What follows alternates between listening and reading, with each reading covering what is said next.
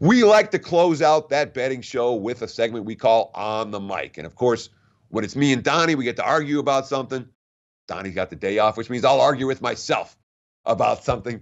And that, of course, is Manny Machado. We have to talk about the $300 million man.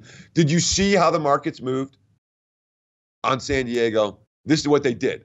They went from 100 to 1 to win the World Series to 75 to 1. The win total went, some books moved it 2 wins, some books moved it 3. 78.5/79/79.5. Now the win total for San Diego, still lined as a sub 500 team, even after spending $300 million on their superstar. Love the tweet from Jake Cornea yesterday. Over under 3.5 years until the Padres regret the deal. Nonetheless, it happened. So what happens next? Well, Bryce Harper's what happens next. All the talk is Philadelphia. Phillies opened at 86.5 wins. They're still sitting at 86.5 wins at the Westgate Superbook here in Las Vegas.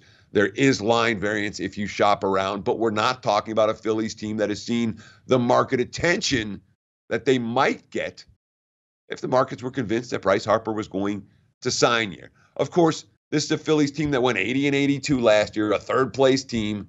The Mets are going to be a whole lot better, I'll tell you that. I don't know if Atlanta's going to be quite as good necessarily. Washington on the way down, but certainly Atlanta, the Mets, the Nationals, all theoretical contenders in that division along with Philadelphia. Look at their starting pitching. Yeah, they got Nola. I'm not sold on Arrieta being a stud long-term. I got questions at the 3, 4, 5 spot. I got questions in the bullpen.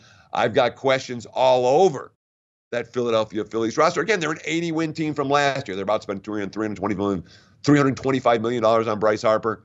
Knock yourself out, Phillies. Watch your win total go up 2 wins like the Padres did like the Padres win total did after you spent $300+ million. All of it guaranteed, although there's an opt-out for Machado after 5 years. I believe it's a player-only opt-out. Nonetheless, Padres get some buzz. The Phillies will get some buzz if they make this signing. Will that buzz matter in October or next year or the year after? I wouldn't bet on it. The track records for the teams signing the big free agents, expecting them to be difference makers in MLB, not particularly good.